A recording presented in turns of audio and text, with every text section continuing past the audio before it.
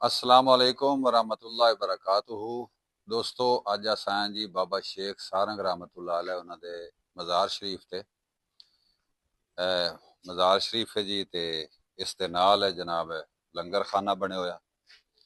ते अज सिर्फ असी दो जने ही हैं, मेरा कैमरामैन ते मैं, लेकिन जुमेतुल मुबारक नूं इत्थे रश हुंदा है, लोग आंदे हैं, खैरात भी करते हैं, दुआवां भी मंगते हैं ते अल्लाह ताला उन्हां दी दुआवां कबूल भी करदा है, नाल कब्रिस्तान भी है। ते उस तो इलावा इस बजुर्ग की जी खास करामत है, सामने एक नलका खला है, ये मैं भी आजमाया जी, इस वास्ते मैं आजमाईशुदा गल कर रहा जो मैं आजमाई है कि जिस बंदे नूं दवाइयां दे नाल खारिश फिंसी फोड़े उस तो आराम ना आंदा होवे ते सामने कपड़े भी टंगे होन, यानी फिंसी फोड़ियां दे और एलर्जी वाले मरीजों के, इतने आके कपड़े समेत ना आवे, वो कपड़े इतने उतार के सड़ जाए, नवे बदल जाए, कि अल्लाह ताला की रहमत हो जाती है तो उस बंदे नूं शिफा हो जाती है।